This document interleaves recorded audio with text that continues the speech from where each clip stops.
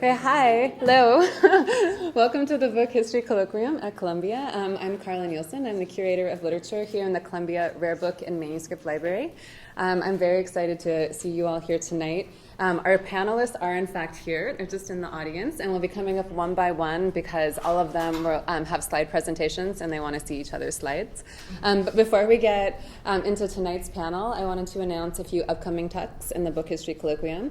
If you are here because you're very interested in handmade books, you might want to come in 2 weeks for Janice Radway's presentation, Girls, Zines, and Their Afterlives on the Significance of Multiple Networks and Itineraries of Dissent. The talk is going to be preceded by a tour of the Barnard Zine Library just across Broadway at 5 p.m. And Professor Radway's current project involves interviewing a number of New York City zine creators and zine librarians, many of whom will be here for that presentation, so it should be a particularly interesting question and answer session. November is a good month for early modernists. On Monday, November 4th, Randall McLeod will present on the birth of italics. And on Thursday, November 14th, William Sherman is leading a seminar/talk on the reader's eye between annotation and illustration. And then last, very late in the semester, on Wednesday, December 11th, we will have a panel on personalities in post-war publishing with Lauren Glass, Boris Kochka, and Jay Gertzman, speaking about, respectively, Barney Rossett of Grove Press, Roger Strauss of Farrar Straus Giroux, and Samuel Roth, creator of so many imprints that I can't even mention them. And if this all sounds intriguing, but you didn't retain any of the details, feel free to add yourself to our mailing list, which is over there on the credenza, or check out the website. Go ahead and come in. And now for tonight's panel. I'm going to introduce all of the panelists up front, and then they'll come up to each give a presentation. Then we'll have a Q&A at the end, and then the reception next door. So first up will be Rachel Fader. Rachel Fader is a Mellon postdoctoral fellow in the Department of English at Rutgers University. Her current research focuses on 19th century commonplace books, book history, and experimental poetics. And really seems to range from the 18th century to the 21st century, so it should be really exciting. Ellen Gruber Garvey's most recent book, Writing with Scissors, American Scrapbooks from the Civil War to the Harlem Renaissance, came out from Oxford University Press earlier this year. She is also the author of The Ad Man in the Parlor, Magazines and the Gendering of Consumer Culture, which came out from Oxford University Press in 1996, and which was winner of a Sharp Prize for Best Book. She is a professor of English at New Jersey City University.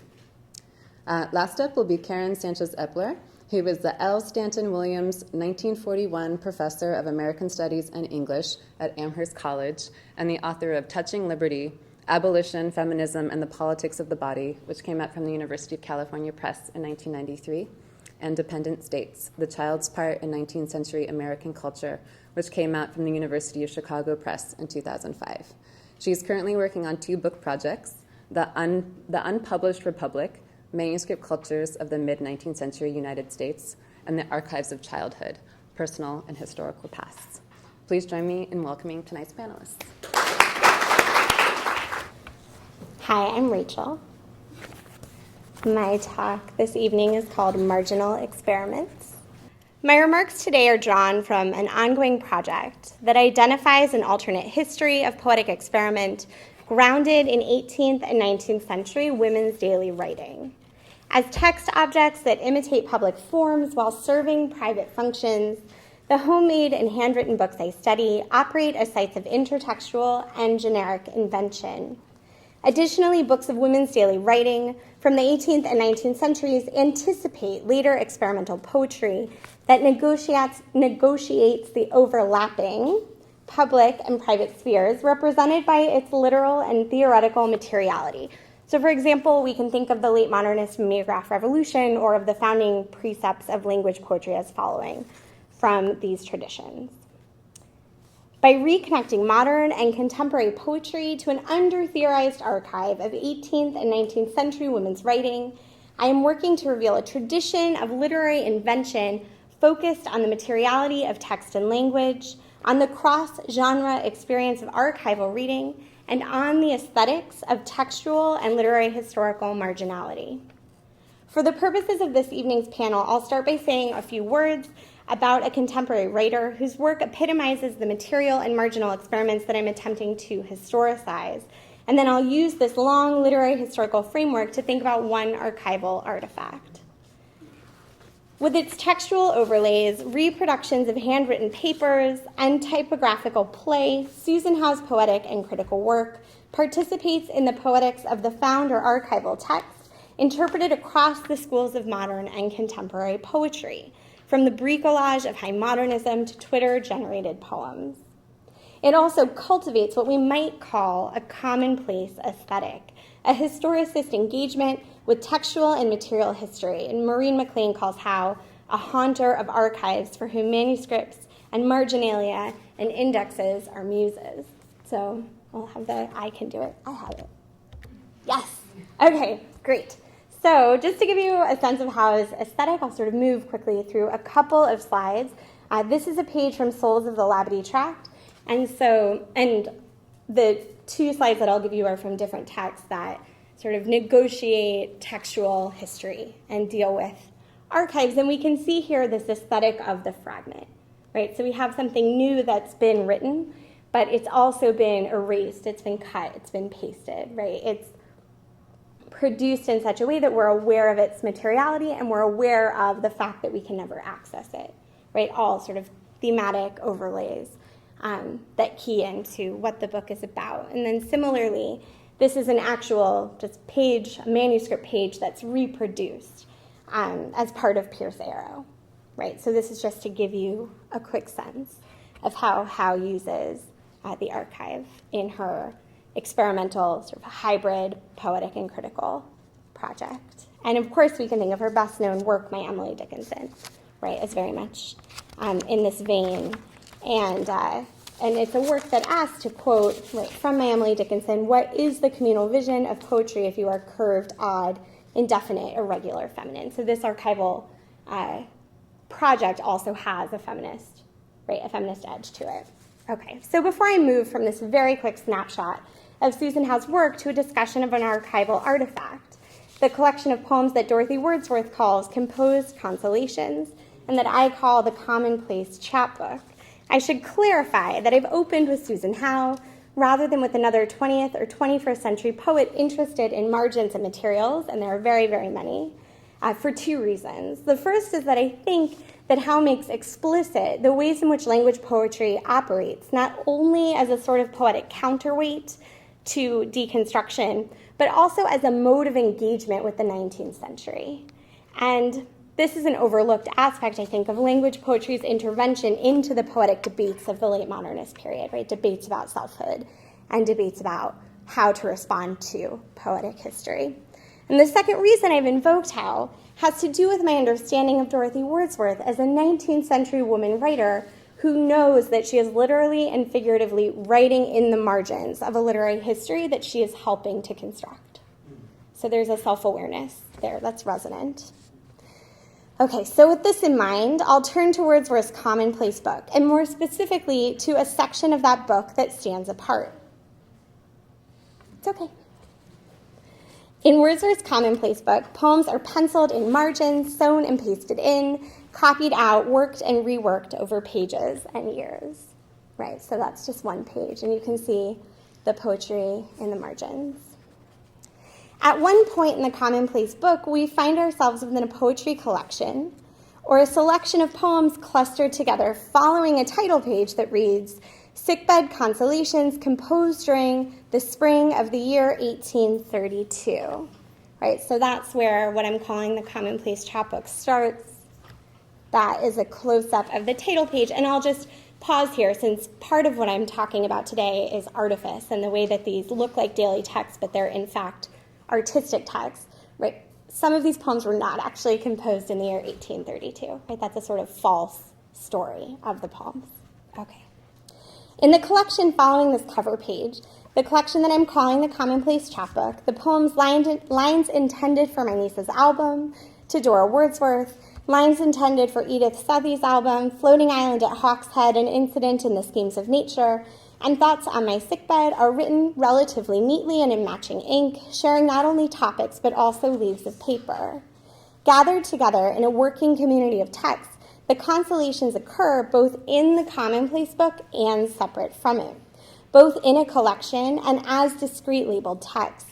The overall aesthetic of the chapbook is one of working papers brought to bear on one another in an artistic project, a collection of poems that not only is homemade but also means insofar as it is homemade, an assortment of domestic reflections or sickbed consolations.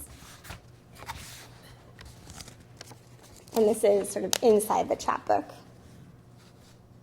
Reading the chapbook involves moving from poem to poem, sometimes lifting an insert or tilting the commonplace book at a different angle, handling the material, deciding what to read and how.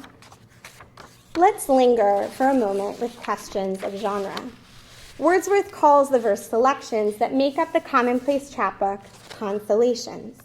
The poems work as consolations by way of their religious allegories, naturalistic metaphors, dedications, and evocations. They also work as consolations by coming together to form a textual environment that the reader can inhabit.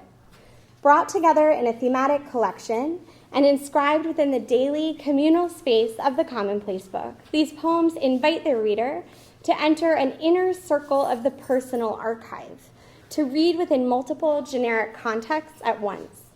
The reader is consoled not only by the poem's content, but also by the poem's textual context, which includes the reader in a live community of texts. And if I had whirled enough in time, we could go through the chapbook poem by poem and see how the texts ask and answer questions and call out to each other across margins and within the echo chambers of their shared pages. It's a deeply dialogic work, kind of like a mixtape on the theme of consolation. Right? The poems are all really in conversation with each other in this set of pages in this book within a book.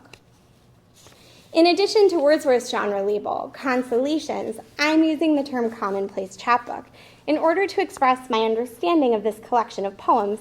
And of course, my training in historical poetics leads me to question my use of the term poems when in fact I'm referring to a collection of texts that Wordsworth labels as consolations, and I'll keep using the word poems for the sake of clarity, but we should note that Dorothy Wordsworth may not have thought about all of these poems in that way.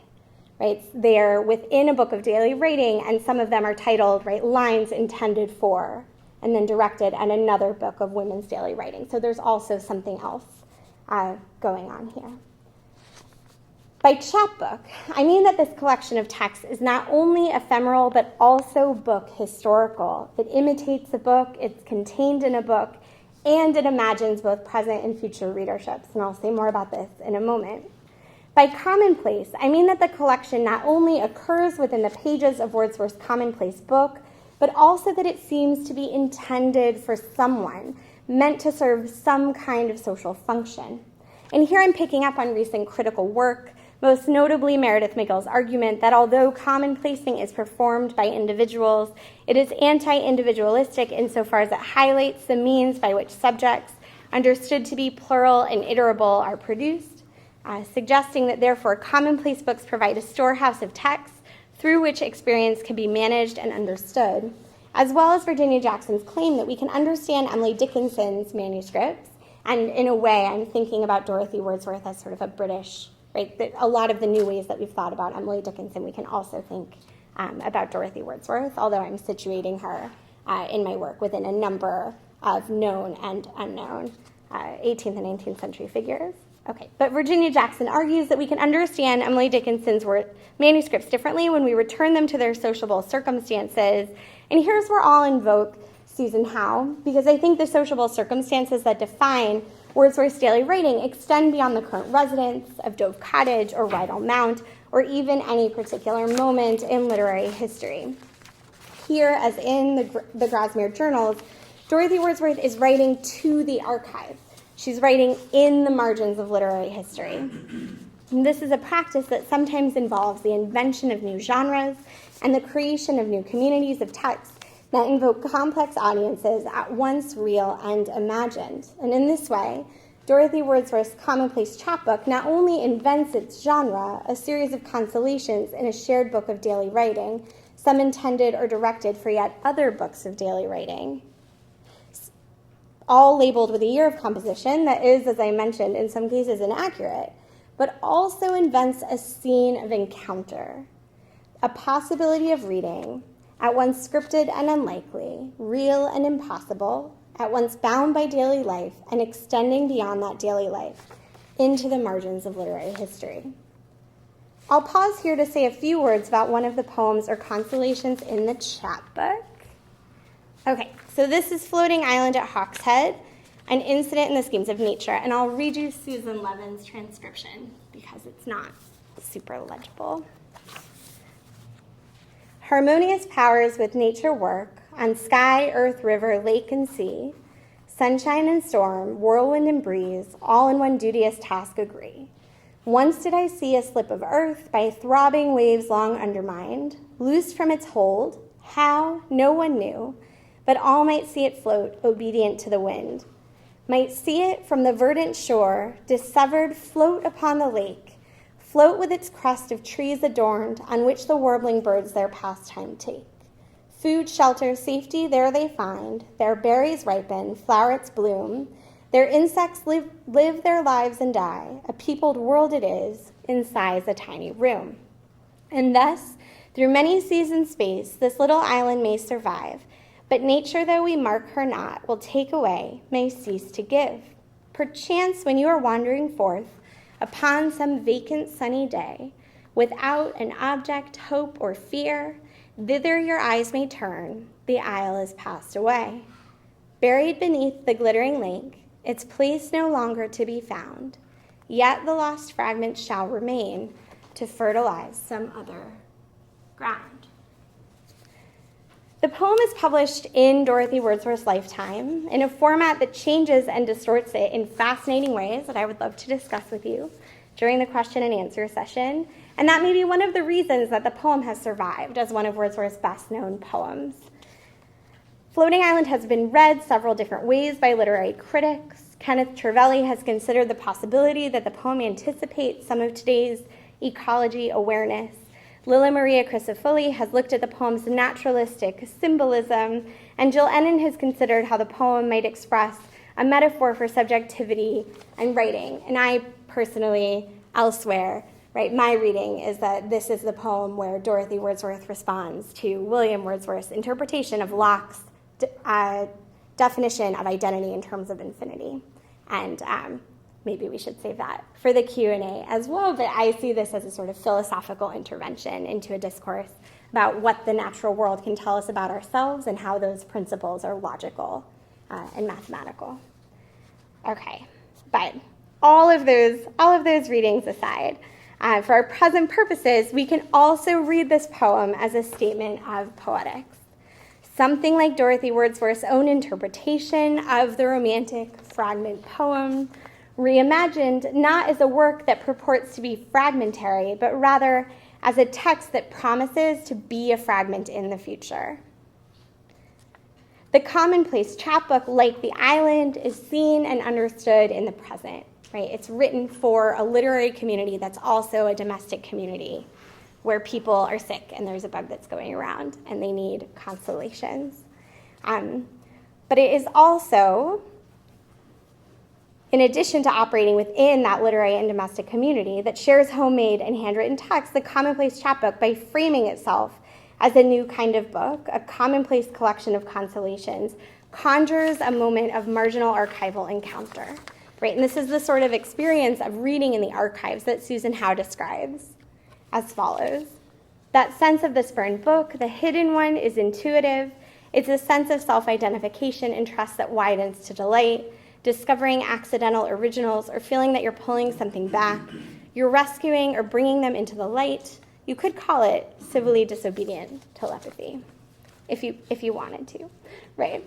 When we attend to the ways in which 19th century books of daily writing invent new genres, we also recognize the ways in which these genres imply both immediate and distant readerships, anticipating the modern aesthetics of the found text. So, to say it plain, as a devoted chronicler in the margins of Romantic literary history, Dorothy Wordsworth creates books of daily writing that tell the story of her experience of that literary history. And some of these books, like those careful and artful volumes that make up the Grasmere Journals, which also, by the way, have lies in them, right? Days get switched around if you look at the manuscript. So a sunny day comes after a rainy day instead of a rainy day, right, coming after a sunny day. They're very artfully crafted.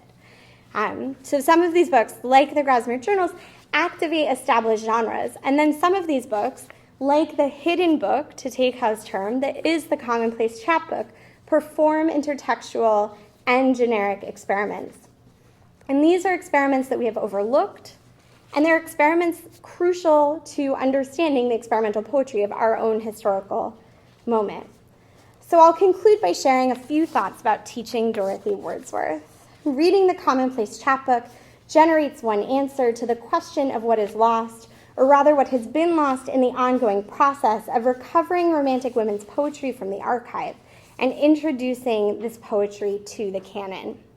Wordsworth's writings present a problem for these sorts of recovery efforts because her works become denatured and dematerialized when removed from the textual corpus that they and their implied readers inhabit. When we isolate Dorothy Wordsworth's poetry, or what we think of as her poetry, from its material historical context, we overlook its experimental nature. Right? When you take these poems out of the commonplace chapbook, which, and we can talk more about Floating Island when it's actually published, right? They read like elegies. They sort of succumb to the generic constructions that we use to read 19th century verse. Just as William Wordsworth frames the lyrical ballads as an experiment in cross-genre publication, so too do the various embedded frames of Dorothy Wordsworth's archives, her poems written and sewn and stuck within a chapbook, inscribed within a commonplace book, for example, enact experiments in materiality, genre, and audience. Dorothy Wordsworth's archive survives as a special case of radicalized mixed genres, intextualized or captured in overlapping forms and modes. Wordsworth's body of work, written to herself, written for her friends and family, occasionally revised for publication, and also directed somehow beyond these tangibles to a future readership, produces a discursive field in which archival genres, mixed media, and attention to materiality activate poetic experiments and invent new forms of reading. Such forms and inventions draw on and are revealed by their material context and history. In other words, to understand Dorothy Wordsworth as an experimental writer, we must attend to her experimental archive. At the same time, access to the archive is a privilege that we can't easily share with our students. And this is where my literary historical argument becomes pedagogical. When we understand 18th and 19th century women writers as part of a long history of marginal experiments, we can see their work more clearly as critics. We can also help our students experience what I'm calling the archive effect, right? And that's the kind of aesthetic, commonplace aesthetic that is part of what Susan Howe is doing, and it's part of what happens when we as critics and librarians and curators sort of go into the archive, right? There's an aesthetics to that archive effect, right, that has yet to be fully theorized. So in addition to teaching Dorothy Wordsworth with attention to the text material history, we can also help our students put Wordsworth's work into conversation with the writings of modern and contemporary poets, such as Lauren Niedecker, Lynn Haginian, Ray Armentrout, and Banu Kapil, all of whom account for the theorized materiality of language and the limitless poetic potentials thus implied. I argue that these and related poetic experiments have important antecedents not only in 19th century experimental poetry, but also in daily writing, women's writing, and writing towards the archive. Put another way, the sorts of cross-genre and textual material experiments performed by Dorothy Wordsworth in her poetry and daily writings signal an alternate romantic inheritance. All of this is to suggest that when we theorize the experience of archival reading, we open up new possibilities for historicizing the experimental poetry of our own historical moment via an alternate genealogy of ideas. We also open up new possibilities for teaching the history of women's writing that illuminate the historical text and elucidate the experimental poetry of our own historical moment. Attending to the literal margins of the poetic canon reveals a history of poetic experiments that manipulate their marginal status and that activate generic innovation and invention grounded in questions of materiality. Attending to Dorothy Wordsworth's commonplace chapbook, a homemade book within a handwritten book, a site of generic and intertextual innovation, represents a first step in reconstructing this alternate literary history. That first step is to read daily and private and women's writing as experimental, and Dorothy Wordsworth's commonplace chapbook is a good place to start. Thank you. Well, hello, and thank you, Carla, for organizing this panel. This is terrific. Now, Rachel's been giving you a close reading. I'm going to move to a much broader overview. Now, so you may have heard about the doings of reality TV star Lauren Conrad a year or so ago, who posted a crafts project on YouTube where that showed her cutting up new copies of books by Lemony Snicket, the series of unfortunate events, amputating their spines with an X-Acto knife and laying out the severed backbones in orderly rows and then attaching them to a box with a glue gun. She explains, this is a great way to display vintage books or slightly used books. And then she notes that she takes some of the leftover pages and hangs them up on her walls. So Twitter, Facebook, the social media were all over her about it and attacked her in great quantity. And even after her staff took the video down off of YouTube, bootleg copies circulated. This one's off of Paris Hilton's site, as you can see.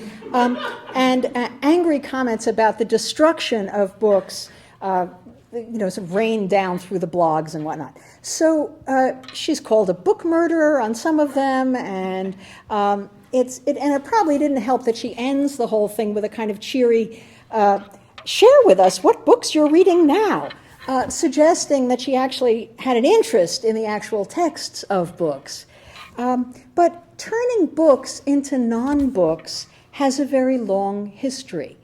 And it's sometimes taking advantage of the prestigious appearance of books on the shelf and turning them into receptacles of various less classy pursuits, either the actual craft of book destruction, as we see it here, or in this candy is dandy but liquor is quicker pairing, where the books become hiding places. So sometimes the book itself is kept whole, but in a sense emptied of its contents. You can buy, there are various websites where you can buy books by the foot. And so even if you could read these books, even though you can read these books, they've been turned into decor, bestowing an aura of wisdom and solid old wealth, generally. Megan Benton has written wonderfully about this, as has Nicholson Baker. On the other hand, you can also buy Reader's Digest books by the foot, and there's a question then of exactly what you're displaying, but perhaps a thick book has gravitas of its own. So this business of annexing the prestige of books, of destroying books to reuse them, has a long history of inspiring revulsion and justification. The tens of thousands of 19th century scrapbook makers the tens of 19th century readers who wanted to make scrapbooks of their newspaper readings, like these kinds of scrapbooks, for example, had a number of options. They could buy blank books, especially made for the purpose, such as these, and mostly these were expensive album-sized books. They're okay for pictures, but they're not very book-like, and they're really too wide for the bookshelf. Other people did buy blank books that were more suitable for newspaper columns. But many of the thousands of people who made scrapbooks in the 19th century did not buy blank books for the purpose, and I want to consider some of what they're not buying allowed them to do and what they drew from their choices. So one important reason for reusing books was cheapness, of course, and availability. Many books had a single use, and then they were used up. Copy books for practicing handwriting, for example, like this one. Clara Barton kept this scrapbook when she was a teacher. So you can see it's got a handwriting practice page showing through on one side. And some even used old newspapers to make their scrapbooks, pasting them on top of old newspapers. And many people used old business ledgers. That was very common. After all, what use was the business ledger after the business transacted, recorded in it, was done, or the business went out of business? So old or unwanted printed books, however, also could be cheap or free. But using them raised stickier issues, the same way Lauren Conrad's work did. No one worried about pasting over old ledgers or copybooks, but pasting clippings over printed pages made people very uneasy. Books reused this way included obsolete textbooks, novels, books of sermons, and even Bibles. An 1873 writer, Julia Coleman, reported her distress at seeing a mother directing her children to cut up books. She's visiting, she finds the mother and children all making scrapbooks. Each child had a brush, a pair of scissors, some waste paper, and a book. In the latter, one child was neatly pasting the slips which he received from the mother. The narrator is shocked. "Why, you were using good printed books." "Good for what?" was the Yankee's reply, more easily made than gainsaid. "There is nothing in them that we want, and so we propose putting in something rather than have them stand idle." Hubert's, you see, is an old day book, and we have one or two others. Some of them are old school books, not much worn, but out of date. Almost every library has some useless books. The mother explains that buying blank scrapbooks would be too expensive since each child has at least 2 scrapbooks to accommodate interests, and Julia Coleman is won over. For some of the reasons Coleman was uneasy about reuse, many people prized the visual and tactile qualities of the bound printed book, as well as its prestige. Reusing books this way meant that scrapbook making was truly a democratic practice. It required very little money to create a substantial and authoritative book that privileged one's own reading interests and tastes. So who made these scrapbooks? Well, and what were they made for? It wasn't just children, and let me give you a little background. In Writing with Scissors, my recent book, I investigated what ordinary 19th century newspaper readers did with their reading. Now, unlike anyone you know, they felt there was just too much to read in their lives, and they felt overwhelmed by it. So newspapers had become cheap, but the material in them seemed tantalizingly valuable, if only it could be saved, so it could be accessible again. You could have piles of papers in your house, but they were unindexed and you'd never find anything. So the forward-looking household made scrapbooks. Tens of thousands of people did this. Statesmen such as Abraham Lincoln did it, and Frederick Douglass as well, and Charles Sumner, and actors such as Sarah Bernhardt, writers such as Horatio Alger, Jack London, and Mark Twain. Here's a cartoon of him with his self-pasting scrapbook, which he invented. I'll tell you about a little later. So I've read hundreds of these scrapbooks over the past 10 years, and it's a fascinating realm of writing that's really just barely been explored.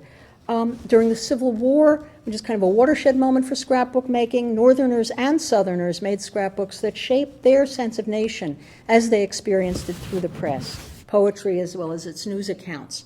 The scrapbooks also reflect the material conditions. So Northern scrapbooks are abundant with printed matter. Confederate scrapbooks have faded ink, more scattered access to paper shortages in the South, since there wasn't that much manufacturing. And those shortages affected their scrapbook making. One Confederate woman whose scrapbook covers over a family grocery ledger ran out of space but when she got to the end of the ledger, and goes back and pastes things over the earlier newspaper columns. So 400 pages weren't enough. And so you can read the conditions, the material conditions of how people were making scrapbooks, what they had access to through the books they left behind. Lots of different kinds of people made scrapbooks. Women's rights activists collected, concentrated, and critiqued the press that was covering their activities through making their scrapbooks, and bridged their public and domestic concerns. whoops, that's the one I want. Susan B. Anthony's scrapbooks or go on for, I think there was about 13 volumes of them, and they're pasted into old ledgers, and she thanks the businessmen of Rochester for giving her these old ledgers. Whether that meant that they threw them out and she got them, or whether they really did give them to her, I don't know. But she does thank them, and you can see the little columns of figures sticking out behind. So again, that materials, the scrapbook is of material records her history in the women's rights movement. Other suffragists did the same. In the years after emancipation, African Americans made massive collections of scrapbooks, saving items about black people to compile what one black journalist called hidden histories, often repurposing government reports and other books for their scrapbooks. And other scrapbooks are more miscellaneous and idiosyncratic. So when these thousands of scrapbook makers covered over pages of existing books, they were destroying books in one sense, but that was to take advantage of the prestige of the book as well as its blank pages. They displaced the contents, whether school books or sermons, with what they cared about, poems or household hints. Patent office reports were a particular favorite, agricultural reports, because they were bulky, they were impressive looking, and they arrived free from your congressman, of course. They were good, and they were particularly good, as you can see, for holding 2 columns of newspaper. I've given you, here you can see where somebody stopped pasting, so you can see the underlying page beneath.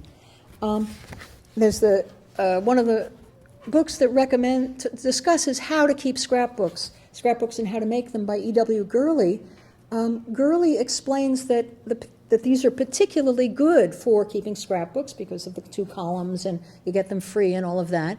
And the wonderful spy hole of the internet lets us find him actually in correspondence with the North Carolina Agricultural Bureau requesting agricultural reports. He says, I cannot run the farm without them. Well, you can see what he was really doing with them.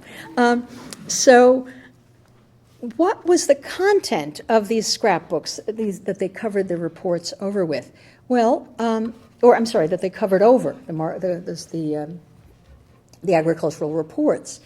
Margaret Lynn wrote a memoir about her scrapbook keeping back in about her 1870s girlhood in Missouri, and she's very specific about her quarrel with the underlying contents of books like this that she reused. She complains that the contents of the agricultural reports were disappointing. They, to her as a reader, and there's a typical one. They had pictures, as you can see, that's a pig heart, but pictures of worms, bugs, and hens, mere hens, standing up to have their pictures taken. No surprise that she preferred to paste them over with poetry. That's not her scrapbook, but that's another one. And stories from the newspapers, and she later became an English professor. So for Margaret Lynn, repurposing the agricultural reports was certainly a mode of critique. She didn't like what was there, she pasted it over. But for other scrapbook makers who left no narration of what their intent was, we can look for evidence within the book itself. Now, I started this project when I was in a used bookstore in Massachusetts. The bookstore keeper heard that I was interested in scrapbooks. I was looking at some other kind of scrapbook at the time, and she handed me a copy of a book of Puritan sermons. Book of Puritan sermons, what am I going to do with this? I opened it up. It was Baxter's Saints' Rest, popular in the early 19th century. It was widely reprinted as a tract. But when I opened it up, I discovered inside it had been covered over. And the story that you can see there, barely see there, is The Revolt of Mother by Mary Wilkins Freeman. Does anyone know that story?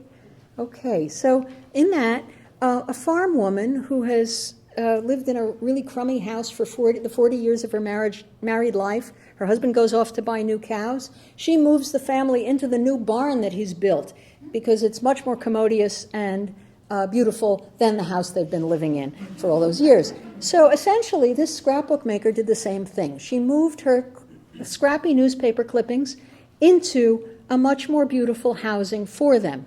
And so she created a book that spoke to her needs. And it's interesting, too, that the farm woman who made this, the previous generation that had owned it, there was an inscription in the front of this scrapbook where somebody inscribed the Book of Sermons to her sister in the 1840s. And then in the 1880s here, it was taken over by a later generation who clearly, at the very least, didn't think much of the Puritan sermons. Maybe she thought, maybe she had an even more pointed critique, but we can't really see that from the book itself. We just know that she didn't value what was underlying it. Now, E.W. Gurley's book on scrapbook making recommends cutting out every other page of the book that you're pasting into so that you don't bulk up the book too much, so the clippings don't make it over full. And this farm woman did that. She took good care of the new home that she put her clippings in. She also saved a clipping on the care of books, interestingly. Hints for using books, probably. And it's where she says, don't hold the book too close to the fire, don't mark on it, don't do this and that. And now it seems wildly paradoxical in the context of a book that's essentially destroyed a book, but on the other hand, it speaks to the value she attached to it, to the sense of its importance as a book. The heft, the gravitas, and the sheer bookness of this book that she reused. So generational arguments and possible critiques appear in other forms. Covering over might indicate an attempt to ignore the past or even hide it. A southern white child in South Carolina took an old family ledger from the 1830s to 50s, which enumerated slaves. If you could see that better, you could see that. And in the 19 teens and 20s, he probably pasted pictures of baseball players and film stars, film ads, next to these pages, naming and giving prices for the enslaved people who created his family's wealth. Some of the clippings and some of these clippings, of course, may also cover over some of those enumerations. Now, when they handed this book, this ledger, to that child, when the older people of the family gave over that ledger, did they choose to cover over the plantation past? Did they not know it was there? We don't know. But another white Southerner, Sally Robertson of Carswell, North Carolina, was more deliberate. She lost her brother in the Civil War and was in her mid-40s in the 1870s when she made her scrapbook from a family ledger, also a drugstore business in this case. She seems to have more thoroughly covered over the family's slave-holding history than pages that simply enumerated other things about the business. And she covered them over with recipes and advice, many of them drawn from northern papers. So again, a sense of covering over, dispute with the past, what to do with it, and spoken through the reuse of books. It seems deliberate. So what do these newspaper clippings look like? Scrapbooks look like? Well, Robin Bernstein has introduced the idea into print culture studies that a book scripts certain actions, right? Her focus is on reading, but we can use that idea in thinking about scrapbook making as well. The size of the agricultural reports page that so many the page that so many scrapbook makers used, which held 2 newspaper columns so well, scripted, covering over the text portion of the page, and so ending up with a more book-like page. Making scrapbooks in the 19th century allowed readers to shift ephemeral clippings into these more permanent repositories, substantial, book-like, impressive on the shelf. There might even be many shelves of these scrapbooks. And African-American janitor in Philadelphia, Joseph W.H. Cathcart, made 150 scrapbooks, and they're quite massive, about that big. They're big and bulky. They're made out of government reports, which he densely pasted over, so you can barely tell anything about what's underneath. Every once in a while, something peeps through. And then he had them rebound. So you can just barely make it out. It says assassination of Lincoln, trial and execution of the conspirators, but then at the bottom it says by the great scrapbook maker, J.W.H. Cathcart. So obviously he took great pride in his productions, but also the fact that it was beautiful, it was bound this way, that it was a substantial book, reflected prestige, and it looked really great on the bookshelf. He worked in an office building, and that meant that newspaper reporters sometimes visited him, and because he was accessible to them, and they were very impressed by seeing their ephemeral clippings, instead of wrapping fish, were pasted so nicely into these books. And one of them calculated how many volumes they would fill if they were in regular book type. The prestige of the bound books reflected on him, and it reflected on his project. Since he was a black man in the not very distinguished job of janitor, his accomplishment would have been invisible to the reporter otherwise. And it allowed reporters to pay attention to the content of his scrapbooks, which they also wrote about. And the content was to a great extent, black history. And that allowed them to write about it in the white newspaper, or it prompted them to do it. So newspaper clipping scrapbooks were both book-like and newspaper-like. And to some extent, they're like ideal newspapers. Within the book, they imitated the visual form of the newspaper or magazine. As you can see here, again, column after column. Placing news clippings in the form of the recreated magazine or newspaper asserted that they had a kind of order and logic, even if that's not always so obvious. Miscellany columns in newspapers sometimes enhance this sense of mirroring the newspaper, as they reminded readers that their contents were suitable for scrapbooks. So there's this feedback loop there. Scrapbooks could thus own both the item and the medium they replicated with it. Repurposing ledgers, notebooks, date books, and many sorts of printed books allowed scrapbook makers to create books cheaply. Using substantial, well-bound printed books let the materiality of the text speak for and enhance its value. Like Lauren Conrad with her X-Acto knife and glue gun, 19th century scrapbook makers created works that looked great on the shelf, but their creations preserved the clippings that mattered to them. They celebrated their own reading tastes and interests, and they left us a record of their reading. Thank you.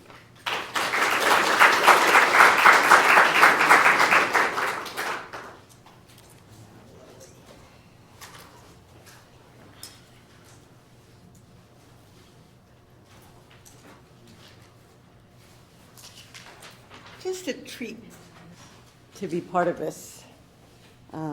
So delighted to be here and to come after these two fabulous papers. So I'm talking today from the cusp of two different projects. One's a project on the relationship between childhood studies and history, an exploration of the many different uses, an exploration of the ways that thinking about childhood is thinking about the past. The other explores the many different uses people make of manuscript books in the mid-19th century.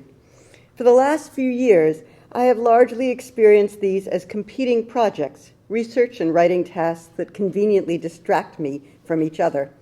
But the object I'd like to talk about today reflects on both of these projects, and so stumbling upon it this summer is proving helpful to me for thinking about the relationship between them. I'm anchoring this talk in a single homemade book. The writing preserved in this book centers on family ties, and hence the book proves a fruitful place for thinking about the roles books play in family life, and in particular in structuring the relations between parents and children. My project on what this panel calls handmade books studies mid-19th century American literary production that was generally not intended for publication. It asks what these practices of manuscript bookmaking can teach us about reading, authorship, and the roles literature may play both in national formation and in individual lives.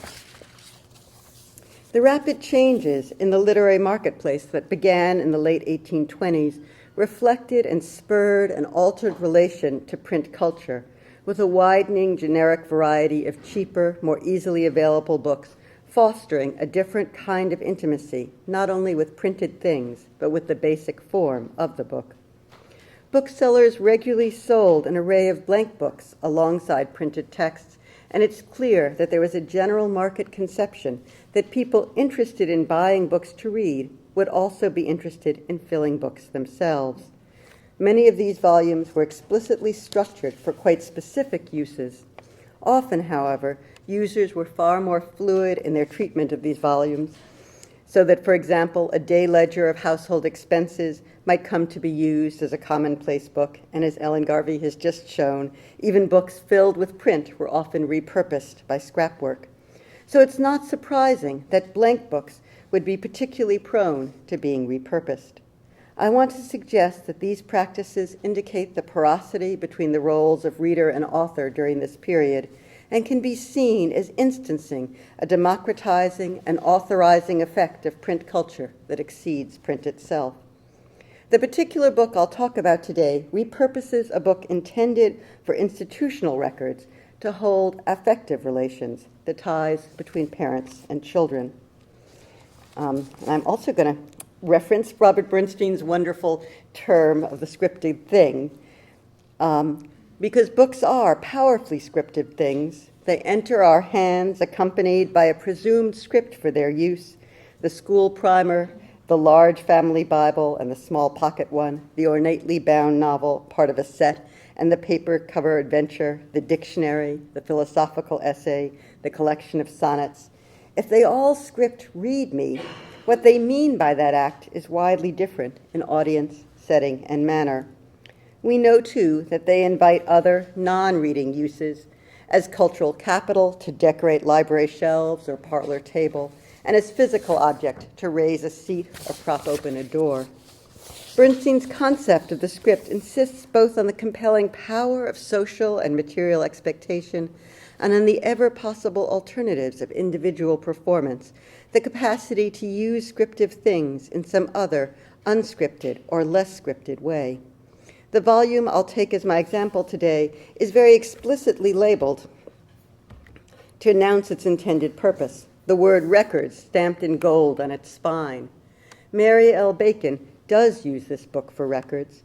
In it, she records events and relationships of deep importance to her, but not quite in the scripted way this stamp suggests. A sticker inside the back cover reveals that the book was purchased from Sage & Brothers, a bookseller in Rochester, New York.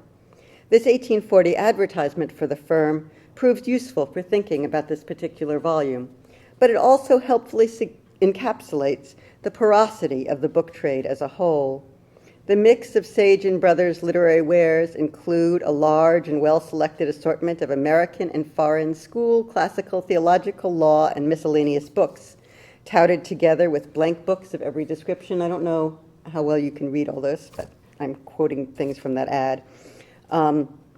Printing and binding work, including the valuable possession of the stereotype plates for Sanders' spelling book, and a specific note on the Sabbath School depository.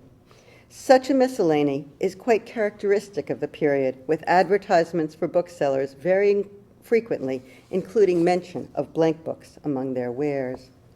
The efforts of booksellers to create distinct blank books for disparate purposes clearly aims to increase sales, and many blank books are highly distinctive, with a great deal of internal apparatus intended to structure specific business or domestic uses. But more, like this one, truly are blank.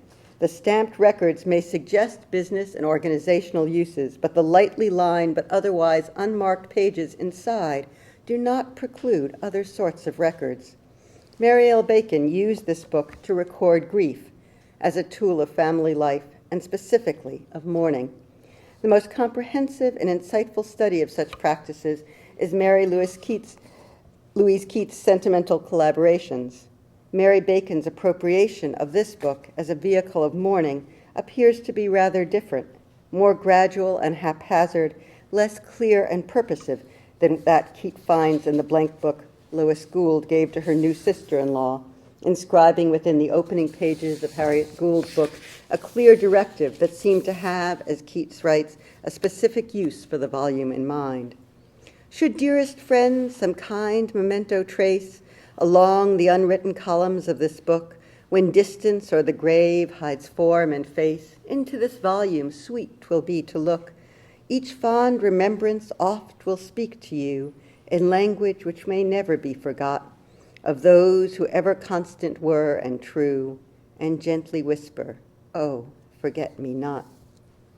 My discussion of this manuscript book follows in many ways on Keats' analysis of Harriet Gould's book, but with attention less to collaboration and more to that act of recording and to the uses of books evidenced by this less intentional, more randomly structured volume. Mary Bacon's repurposing of this records book is moreover hybrid in its combination of the commonplace book aesthetics that Rachel describes and the scissoring practices of the scrapbook maker that Ellen Garvey describes, and the friendship album or keepsake book model of Harriet Gould's book. Thus, one striking characteristic of this little volume is that it demonstrates the maker's awareness of a wide range of ways of using blank books and draws upon them all. As the prior papers suggest, the move from commonplace book to scrapbook is at once a medium and a temporal shift, and Mary Bacon's records book reflects this shift with her own writing and copying dominating her use of this volume in the 1840s, and newspaper clippings taking over in the 1860s. That is, that Civil War watershed that Ellen was talking about. Used sporadically over a period of 20 years, the elasticity of form reflects such shifts in print culture, as well as the elasticity of grief itself. It seems likely that this volume was indeed acquired by the Bacons for the more institutional record-keeping purposes the Sage brothers presumed their customers would want. Miscellaneous books being the only category of books, if you can call it that, mentioned in their circular, not aimed at a pedagogical, professional, or institutional market. The needs of the Reverend Charles L. Bacon, a pastor in the Baptist Church and a leading figure in the organizational work of the Seneca Baptist Association, are well reflected in this list of wares and in the records title of this book. But if he did purchase this blank book with church or association records in mind, he didn't use it that way. All the writing and pasting in this book was done by his wife, Mary. Reverend Charles Bacon's understanding of the role that books play in family life is adamantly expressed in one of the many circular letters he wrote for the Seneca Baptist Association. Books of a character to refine, enlighten, and expand the mind should be found in the library. It is a most sad and palpable dereliction of duty on the part of Christian parents that they do not provide their families with such books as are appropriate to Sabbath reading. Pride is gratified in dress and equipage, while the shelves of the family library are either entirely empty or, what is worse, filled with the light dissipating literature of the day, he writes. Such dismay over the literary derelictions of Christian parents insist on the moral force of literature in family life and on the preeminent responsibility of parents for ensuring that neither the shelves of their libraries nor the souls of their children are frivolous and empty. On parents alone, he insists, rests the duty and responsibility of the moral and religious culture of their children. The assumptions about books and family life at stake in these pronouncements clearly conform to Mary's use of this book to record family ties. That vision of the family library's empty shelves does haunt, moreover, since the pages of this records book are mostly empty. Mary appears to have used the book in at least 4 separate memorial responses to familial sorrows: after the death of her father in 1840, of her daughter in 1847, of her mother in 1850, and finally, rather differently, as a scrapbook reflective of the family's joys and trials in the early 1860s. Upon opening the volume, it seems likely to be very full, since the first blank page, there we go, facing the front cover, a space most users of blank books leave blank or reserve for some brief gesture of title or inscription, appears to be the beginning of a scrapbook. Here Mary neatly pasted in and labeled two newspaper poems published in the Trumansburg News in 1861. This bit of 1861 scrapwork is followed in the book by many blank pages, more than half, and though the first entry in the book is viewed front to back, it is clearly not Mary's first use of the volume. The earliest dated item in this book is a short obituary clipping for her father from the New York Baptist Register, which Mary sewed, not pasted, into the book, inserting the label, I don't know if you can see it, but you can totally see the stitches, inserting the label January 1840, since the clipping itself does not provide a month or a year. I'll read it to you.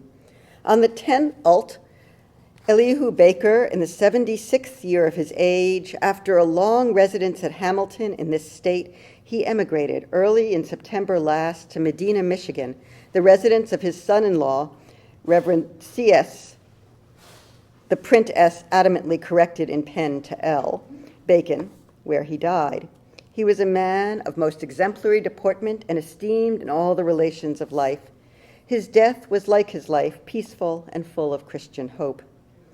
Mary's addendum and corrections demonstrate the limits of the newspaper obituary as itself a record of her father's death, since its own local, periodical, ephemeral qualities means that its references to time and place, ult, this state, cannot be trusted to preserve crucial information, even though the very fact of this obituary publication speaks to the ways in which Elihu Baker's Hamilton, New York community sought to use the paper to compensate for the separations caused by his own late-life emigration to live with his daughter. Above it, she sewed a lock of his hair, now gone, the strings clipped. And this page, too, has been clipped, cut out of the book, and stored loose between the blank pages near the end. The reason for this removal is clear. The edges of the cut pages are visible in the center of the volume. The page to the left copies out the obituary in Mary's hand, naming the source and quietly correcting the confusing omission of month and year and that wrong middle initial. A lock of still quite brown hair is sewn above, my father's hair, precious indeed, penned in an arc above the curve. Evidently, Mary cut the right-hand page from the book sometime after 1850 in order to make an obituary page for her mother to match and face the one that she had made for her father, who had died a decade earlier. In doing so, she privileges the manuscript copying out of the newspaper notice over the inclusion of a paper clipping, and indeed the records book holds no actual newspaper clipping of her mother's far longer, more personal obituary. Mary decorates the page with its own, now largely disintegrated gray curl of my mother's hair, precious relic, a phrase that echoes the language of the obituary, which describes Mrs. Polly Baker as a relict of Elihu Baker. And at the top of the page, she pins a newspaper funeral announcement for a friend. Below her father's obituary, she writes two poems, one for each parent. Secreted in the middle pages of this volume, and I love Rachel's notion of the hidden book, so this feels very much like hidden books. These records of grief appear less as communal sentimental collaborations in Keats' terms than as a personal effort to honor these losses in a way that draws on print, on writing, on relic, to create symmetrical memorials to her two parents and to place them once more side by side within her book. The symmetrical verses to her father's name and mother's voice are in fact not just symmetrical, but actually two stanzas of the same poem that had first been published in the fall following Mary's mother's death. In copying these stanzas into her record book, Mary changes the gendering of the first stanza so that this voice of the motherless could express the loss of a father. The table of contents of the Baptist Monthly and Memorial Record credits the poem to Mrs. L. Baxter, and it would later be included in Baxter's 1855 collection, Gems by the Wayside. But when Mary copies it into her book, she copies the erroneous credit from the Baptist Monthly, MLB, her own initials. And truly, she has made these stanzas her own, as two separate and differently gendered poems that celebrate the tender comfort and guidance provided by both her parents. Mary includes two poems to her mother and father in a similar symmetrical array on the next page of this book, The one to her father does, to the best of my knowledge, appear to be her own composition. The one to her mother is a well-known song by Samuel Lover, a staple of 19th century anthologies, magazines, song sheets, and hymnals. Both poems are structured by recollection, a longing for the past, I miss, I pine, and a position of dependency and nurture that I remember well, that place of childhood. The act of inscription, the creation of these memorial records, casts Mary herself, of course, in the role of caretaker, even as what she preserves is the childhood role of being cared for. Her father's obituary itself explains that Mary's parents moved to Michigan precisely so she could fill this caretaking role for them. Part of what I wish to demonstrate with this records book are the ways in which Mary understands the book itself as a space in which to construct, reconstruct, the family that feels to her in other ways and places painfully precarious.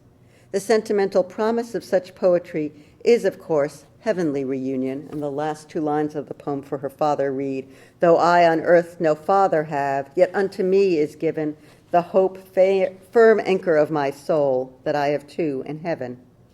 But this is a solace that she constructs in the mirroring arrangements of these pages. Charles and Mary Bacon moved back to New York State in 1845, settling in a series of smaller towns outside Rochester, where Charles served as pastor. While it's possible that the records book was brought to Michigan by the Bakers or purchased in some earlier trip back to New York, it seems most likely that this book was procured after 1845. Mary used it most extensively to record the death of her daughter Sarah, who died after a short illness on February 9, 1847, that is, in the years between the deaths of Mary's father and mother. The records of grief Mary produces for her daughter fill a more extended segment of the book than the two-page memorial spread Mary made for her parents, and it draws upon a wider array of genres and writing practices, copying newspaper obituaries and poetry, again locks of hair, but also some pages of personal narrative that she titles Incidents in the Life of My Little Daughter. These writings, too, secreted near the end of the volume, do not seem intended for show. There are many blank pages to leaf through to find them.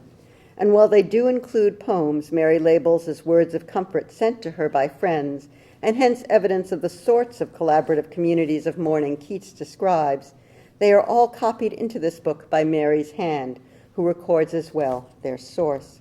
Here, for example, a poem Mary herself wrote on the 4th anniversary of my daughter Sarah's burial, and one sent to me by Mrs. David A. Miller after the death of my dear daughter.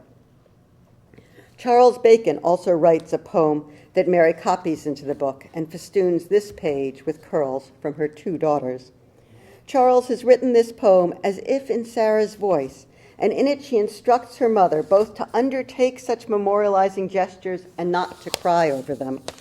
"O mother dear, weep not for me. Think little Sarah's passed away, where flowers bloom ne'er to decay. Weep not for me.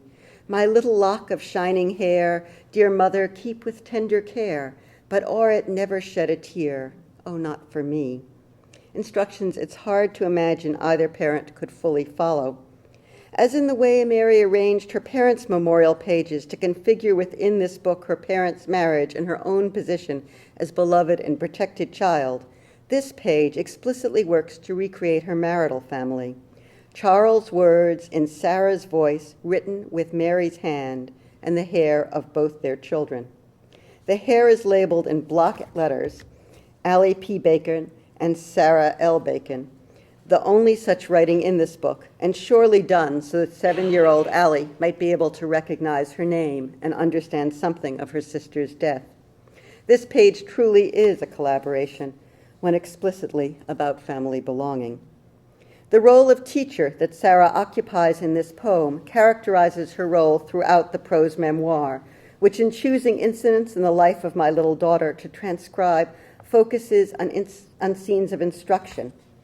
Sarah's final death is certainly like that, marked by initial fear and resistance, but closing with that secure and blessed welcoming of death that is the yearned-for denouement of all deathbed narratives of the period.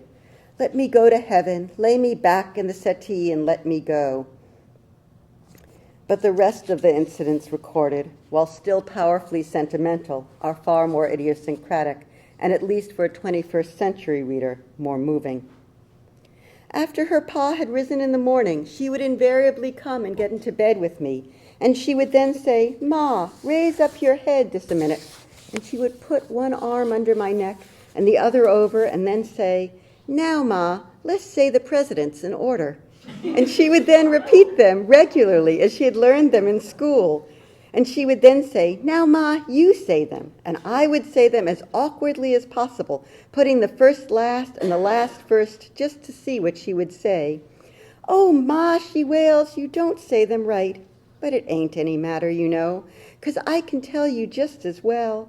You need not feel bad, Ma." And I would then repeat them correctly, and she would break out in ecstasy. "That's right, Ma, that's right. I knew you could say them." Mary's a wonderful storyteller here, and a very self-conscious one, carefully inscribing a lisping dialect of childhood, dis-minute, lisp-say, and the dynamics of the family in which if the child teaches, she does so because the mother has pretended deficiencies for the pleasure of being corrected. The daughter's faith in her mother's capacity to learn, the generosity of her childish pedagogy, provides a powerful demonstration of the mother's own good teaching, not just of the names of presidents, but of patience and generosity with deficiencies. This book itself is all out of order, full of gaps and discontinuities, literally putting the first last and the last first. Many clippings, mostly of mourning and religious poetry, are preserved loose between the pages, a collection begun but never pasted down into any kind of order. There are a few more disparate clippings, one on modes of preparing the peach, pickled peaches, peach prunes, peach jam, peach jelly, peach wine, and another poem, The Idiot Boy, surprised me for its difference from Wordsworth's poem of that name, not knowing that this panel was going to start with another Wordsworth, but also because its subject matter suddenly put into relief a few lines in Mary's narrative that I had wondered over. Our situation as a family, 2 little daughters, one unfortunate, helpless, and perfectly dependent, the other bright, healthy, and exceedingly promising. And another line, she was extremely fond of her little sister who was unfortunate, or as she termed her, my dear sick sister. For Mary, whose bright, healthy, and exceedingly promising daughter had died in 1847, the comfort of this poem's elegy must have been complex indeed. Sweeter fair ones were left her, winsome, full of joy, but how sweeter the dependence of that idiot boy. The entries for the Bacon household in the 1850 and 1860 census and the column for those, whether deaf and dumb, blind, insane, idiotic, pauper, or convict, clearly marks Alice as idiotic. This poem was printed in 1861, the same year that Lewis Halsey gave Alice a canary and published 2 poems for Alice in the Trumansburg News. Mary's return to this book in 1861, apparently not having written anything in it for a decade, her last entry seems to be the poem marking the 4th anniversary of Sarah's burial. With these scraps, she remakes the book into a celebration of the daughter she has left, letting the resilience of the handmade book express the resilience of this family.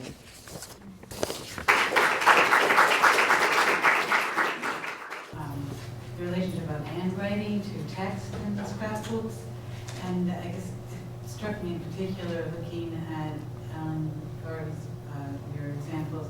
But we went, of course, from Dorothy Wordsworth was all handwritten, and then yours was, I was surprised how little handwriting there wasn't, little marginalia there was of any sort, and then of course yours was all mixed. Great. And so I guess I was just thinking about the creation of a printed book was specifically the agenda of most, it seemed like maybe of most of the scrapbook people that you were working with, or not so much? It's a mix. I mean, some of the, if I had chosen different slides, you'd see something different. But I would say that most of the newspaper clipping scrapbooks I looked at did not have handwritten materials in them. I've seen commonplace books that morph into clipping scrapbooks, and sort of something the way that that Karen was talking about. The one that I didn't talk about was the two slides that I skipped, the Edward New something or other Taylor. It was a diary that he kept for many, a New York businessman kept for many years, and during the Civil War, it sort of burgeons, it bloats up because he can't keep up with things writing about them, and he just starts clipping the newspaper and stuffing that in as well. So that's not a commonplace book, but a diary where the clippings take over. But you do see that in commonplace books too, where as newspaper gets cheap or there just seems to be too much to keep up with, that starts taking over the book in that way. So that's different from marginalia, that's sort of going in the other direction. There is also some marginalia in the scrapbooks, but I think that Bernstein's point about scripting the double columns, if you're pasting over a book and you're covering over the printed text block with the columns of newsprint, you're not really leaving yourself much room to write. Sometimes people annotate with dates and so forth, but and there are more particular uses of annotation that I go into in the book, but it does seem to be in some ways an artifact of the remade, agricultural reports or novel or whatever it is. If you've already got the space all crammed with text of various sorts, of printed text, it's harder to squeeze in your I own. think it was more a matter of lacking the possibility of it. But I think it's both. I mean, it's not so much lacking the possibility, but the idea of scripting, I think, is useful for that because it's sort of, well, why would you? It's so complete in itself. It's not, except that you do end up seeing sometimes these little notes that say somebody has I'm thinking of one scrapbook that has a mourning poem in it, and somebody writes next to it the name of someone not mentioned in the poem. It's reattaches that grief to someone that they know. So you do see these little scattered notes on them as well. It was very interesting to me when she first sewed her father's news clip obituary, which had problems with it because it had the wrong initials and whatever. But when she decided she wanted to make those pages face each other, she could have decided the other thing, right? She could have decided to keep the newsprint and put in a news clipping for her mother. And she said, just forget this, I'm going all handwriting, even though what she did was copy out the obituary. So there's, there seems like there was some moment there where she truly had both alternatives in front of her and, chose one as better carrying what she wanted. I think there's also the act of writing that also is part the of physical quality of inscribing that becomes important in some way. Yes, of course. So that's when I was talking about Floating Island at Hawks Head. So the question was to talk more about interpretations of Floating Island at Hawks Head, my interpretations, other interpretations, what happens when the poem moves into print. The story of this project is kind of in the anecdote that is my reading of this poem, because I am at a moment of transition from a first to a second project. And my first project is very different. It's about debates about infinity among mathematicians and philosophers, and the ways in which Romantic period poetry and aesthetics kind of come out of these debates about infinity. And so my reading of Floating Island at Hawks Head, which is what sort of led me to the archives in the first place, was my desire to kind of make this reading in context of the daily writings, is that the poem represents Dorothy Wordsworth's response to William Wordsworth's Upon Epitaphs. So upon epitaphs, there's a moment in the essay Upon Epitaphs, the first one, where there's a child, and the child is watching a stream flow, and then it flows into this ocean that's a symbol on a map, and it's the real object in nature, and it's this abstraction, and it's eternity, right? It's the afterlife, and there's sort of room for the soul in eternity. And so by counting, right, by watching the stream flow and realizing it could flow forever, and then realizing that there is an ocean, this child in Wordsworth's essay realizes that there must be an afterlife. right? And so that's sort of Wordsworth riffing on Locke's definition of identity in terms of infinity, which is very influential in the Romantic period. And basically Locke just says, right, we count, we realize we could always add one, so we kind of believe in infinity, even though we can't have a positive idea of it. And then by that logic, we count the moments that we are ourselves. And we could always be ourselves for one more moment, so we could always be ourselves forever. So that's how we have a cohesive idea of identity.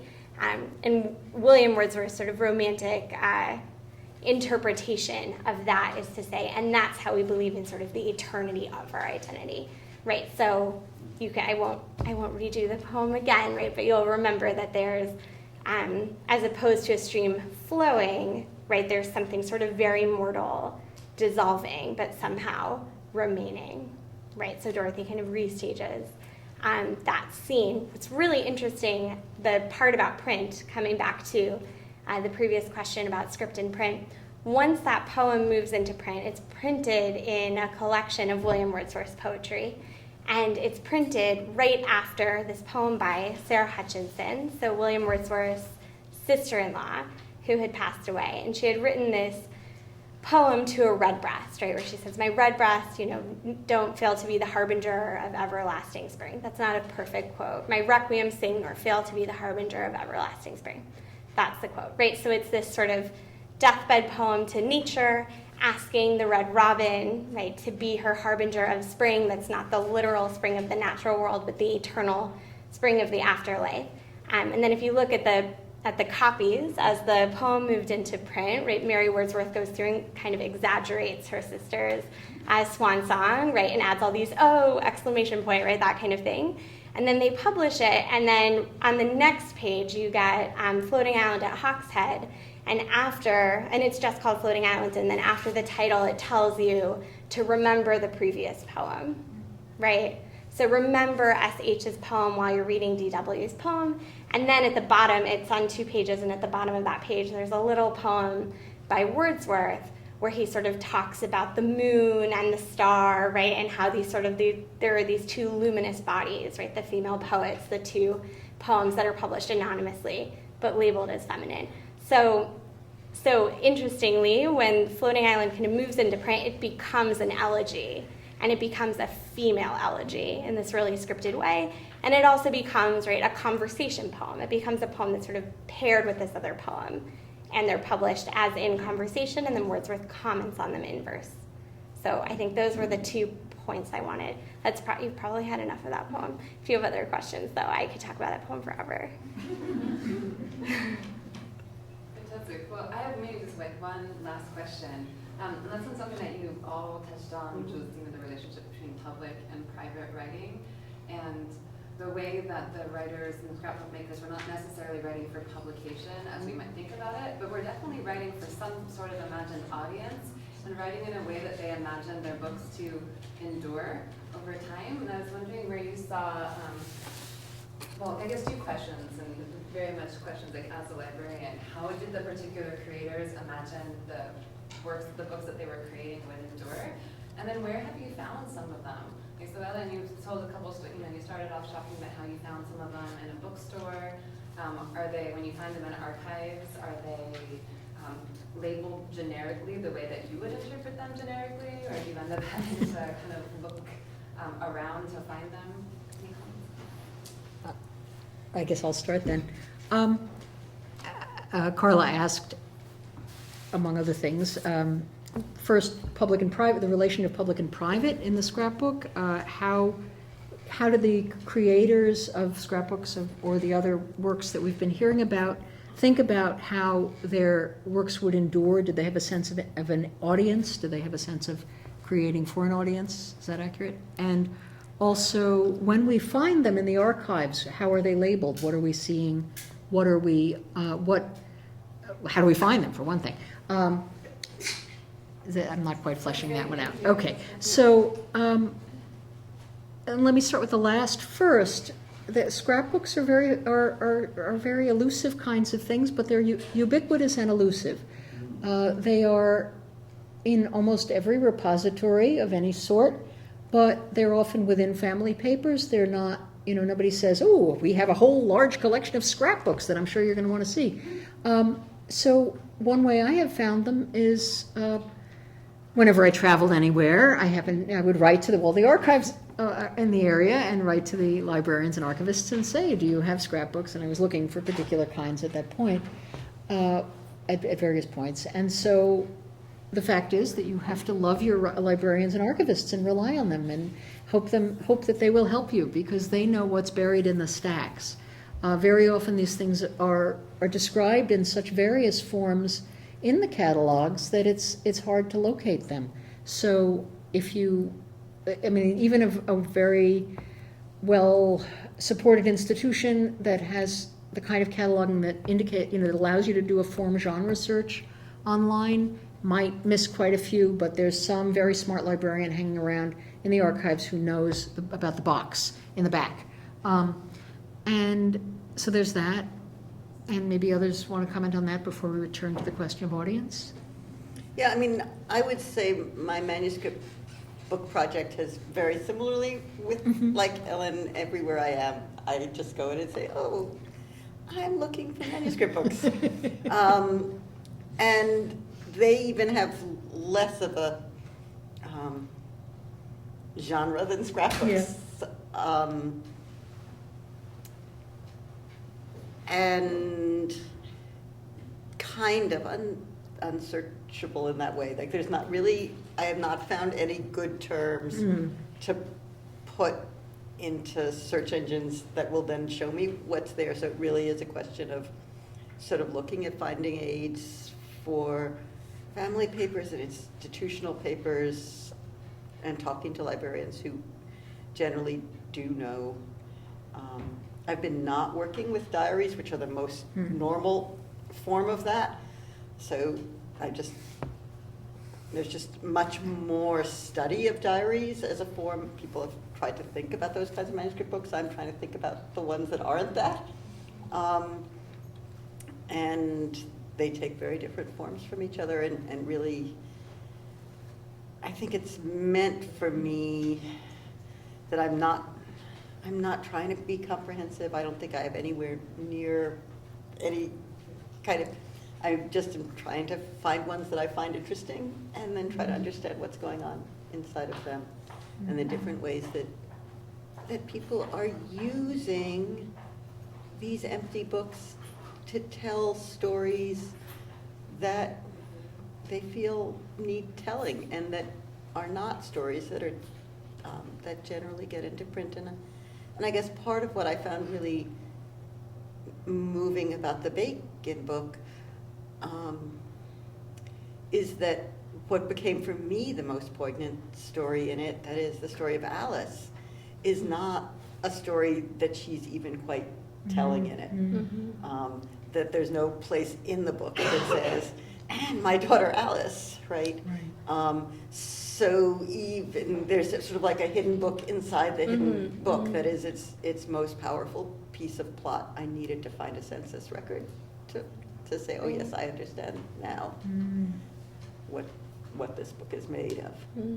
That, can I just pick up on that? That also speaks to the importance of actually, say, looking to not bookstores or eBay, but to library collections where you actually have some information on the person who made it, so that you could then work out the name of the person and then get back over to the census record. So, otherwise, if it's an anonymous work without any of that possibility, then you can't.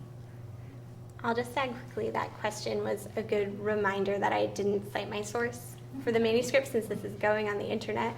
So that's Dorothy Wordsworth's Commonplace book, and it's at the Jerwood Centre, which is in Grasmere, and it belongs to the Wordsworth Trust. And I'll just add, my project's a little bit different insofar as I'm looking at people that we read already, that we read a certain way, and asking how reading the material history, but reading the material history in a sort of trans-historical context of experimental literature can help us, reread people like Dorothy Wordsworth or Michael Field or Lorin Niedecker, all the different figures in this project that I'm putting together, How can we read them differently? So it's a similar project, but it comes from a different a different starting point in terms of the figures that are included. Okay, well, thank you so much. It's getting very late, so we should wrap up.